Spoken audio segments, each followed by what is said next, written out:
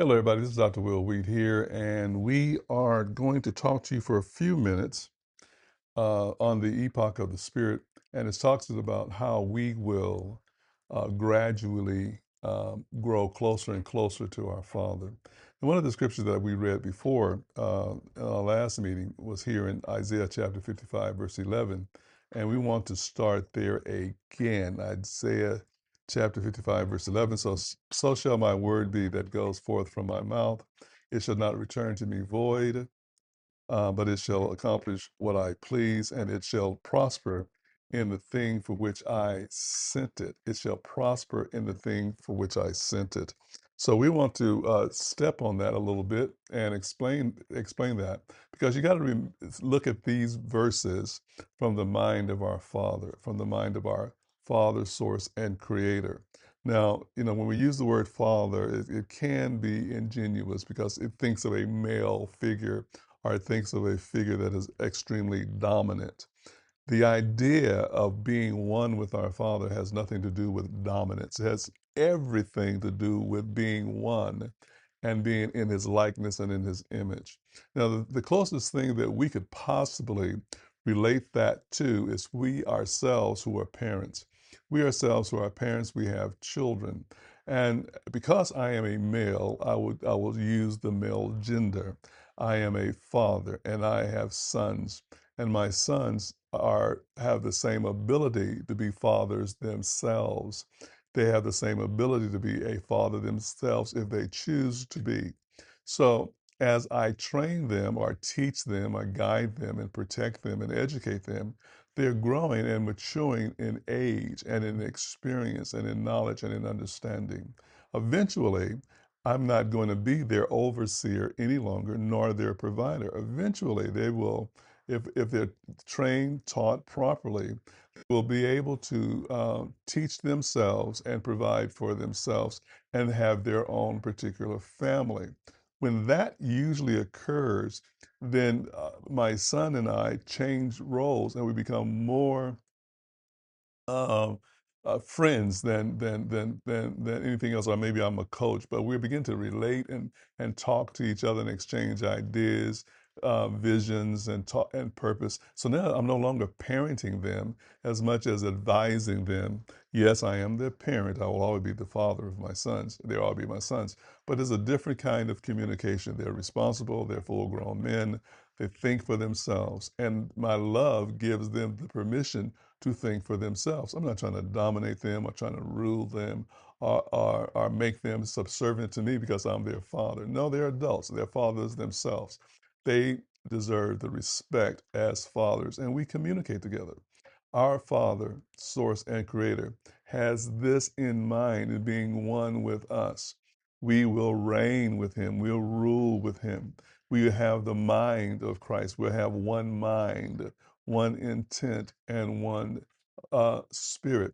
And the more that we are brought into our awareness, we in our consciousness now, and our consciousness makes us aware of being individuals. Our ego makes us aware of being individuals, and we can either be givers or we can be takers. We can share or we can hold everything within ourselves because we have that power to do that. Our ego, a lot of time, is just trying to be right and trying to be appreciated. But as we become one, we begin to see things differently. We see things from this aspect of oneness and not separateness. And everyone has a viable part in the decision making and view of life itself. And so wisdom is free to flow in and out among the relationships that are one with one another. And because we don't see everything the same, so we take in someone else's view and we see even more clearly than we are seeing and understand. So with that in mind, God has a purpose. He says, I know my thoughts toward you, says our Father, thoughts of peace. So when we know that he has thoughts towards us and he knows his thoughts toward us, and these are thoughts of peace, all right? So now, because he knows this thought toward us and he's given us love, he's also given us the opportunity to develop and to choose. And as we grow and transform, we will grow and transform into his image and his likeness, and there'll be a stronger fellowship and understanding, but it'll be one that is created in love, not robotic, okay, not authoritative, but it's one in love. Now, we as people, we're slow to mature toward this. We think that the fractions and the differences have to do with some other entity, but the fractions and the differences and the chaos has everything to do with us, how we see things, how we project things. So we encourage people. The first place of transformation has to happen within us, on the inside, internally, before anything transforms on the outside.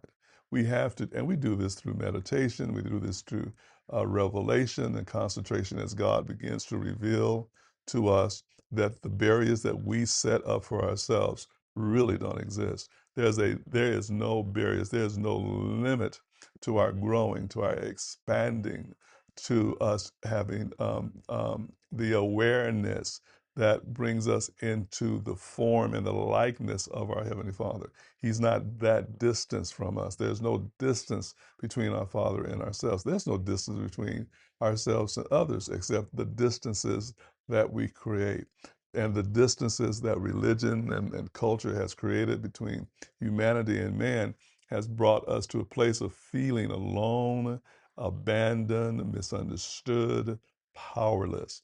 We are not powerless. God does not see us as powerless. He sees us finished. He sees, when he looks at us, he sees himself. When we look at ourselves, we must learn to be aware that we're looking in the face of our Creator, who's also our Father. Now, we have to understand that he's our source as well. He's our source, our Creator, and our Father, and he's created us to be exactly like he is. We too are creators as he is a creator. Those are the things we have to come about and understand.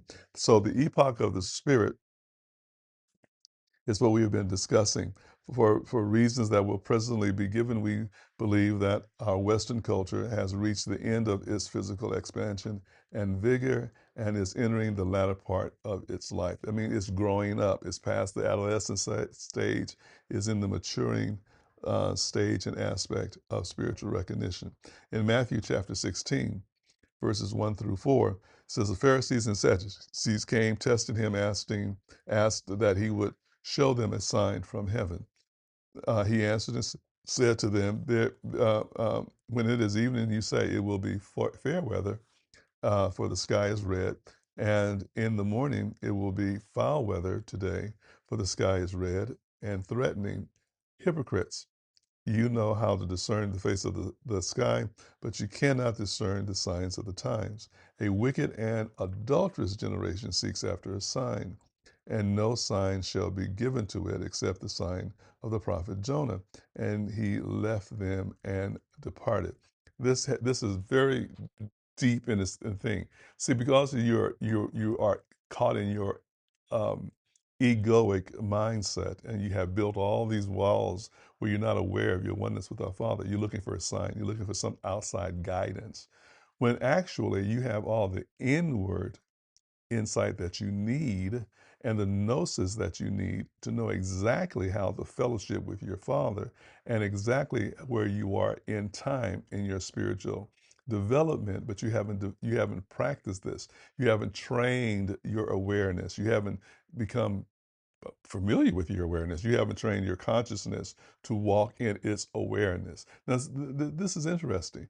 You have awareness, you have consciousness, you have your mind, all right?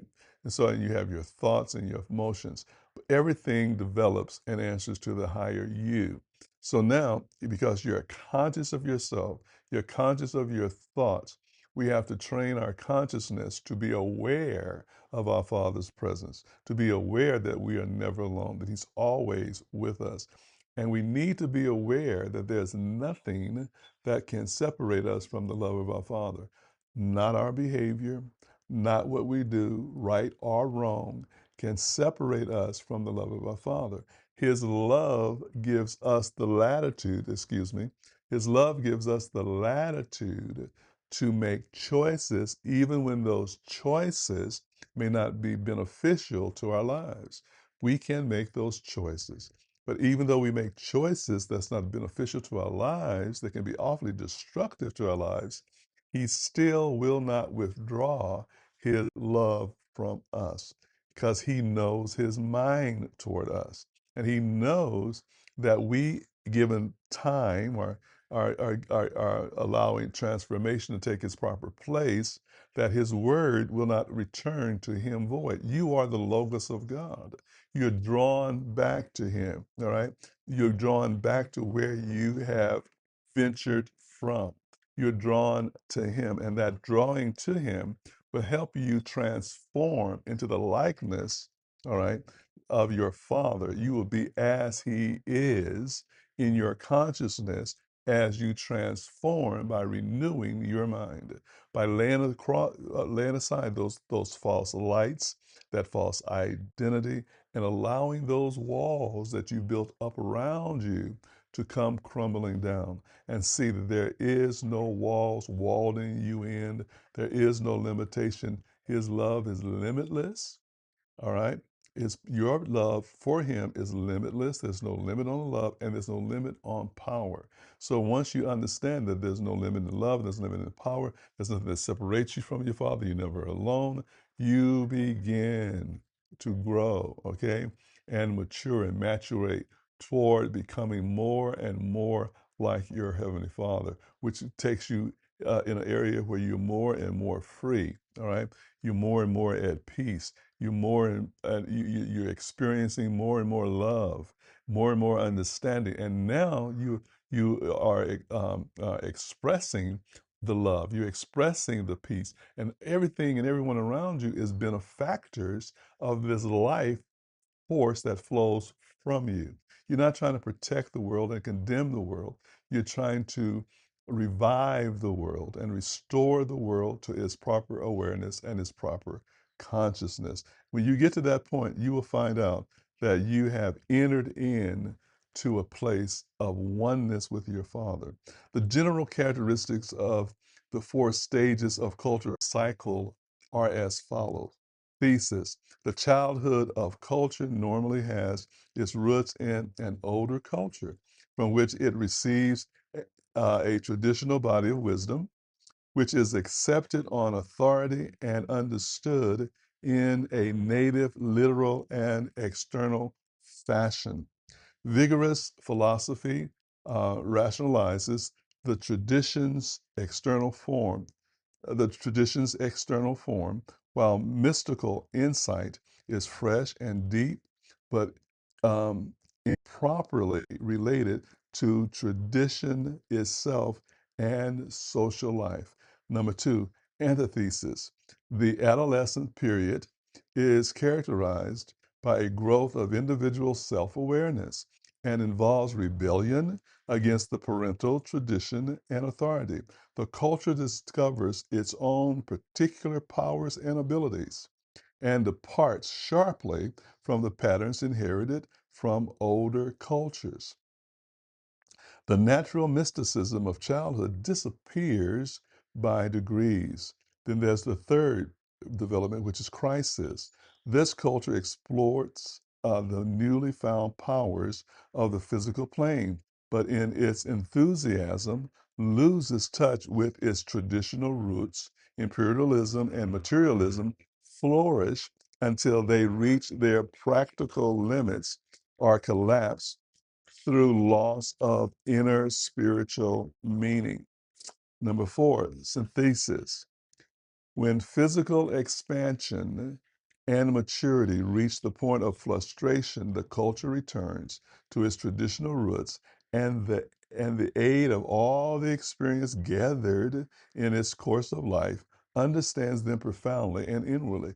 This is the wisdom of old age, which may in turn become the thesis of a new culture. And that's what we're saying to you now. You got to understand that this is maturation. You're growing spiritually.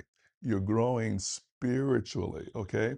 So because you're growing spiritually, you're going through these different stages spiritually, individual and global or universal growth is happening to us spiritually. And you'll see the transformation in this world. You'll see that all the cultures are coming together.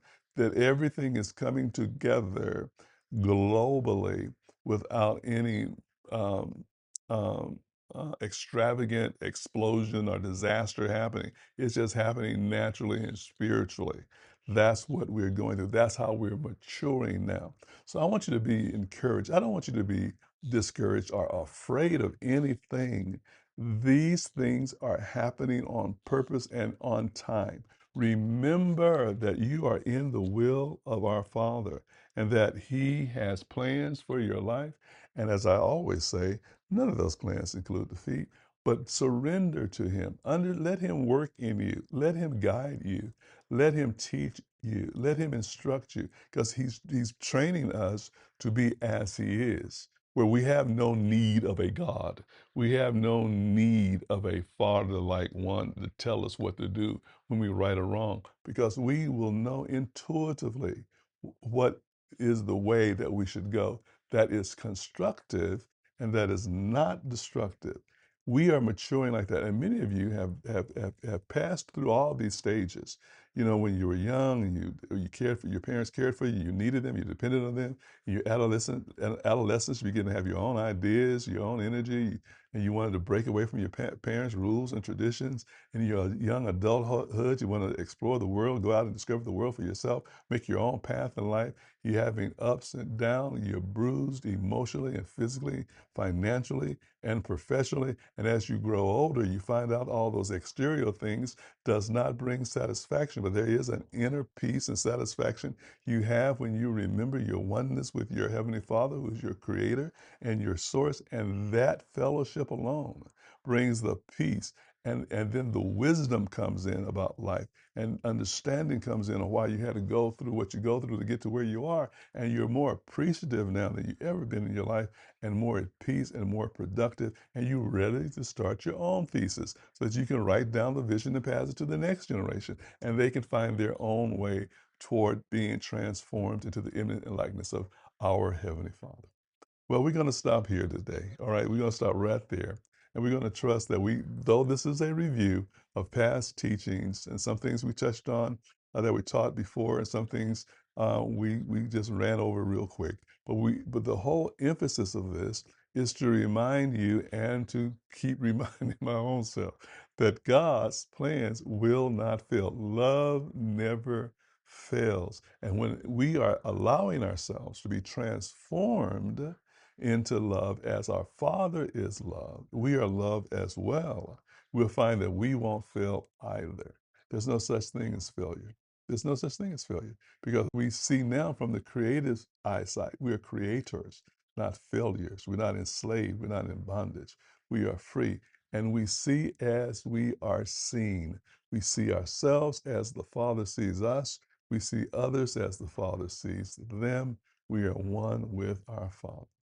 Well, in closing, I want you to remember God has plans for your life, and none of those plans include defeat.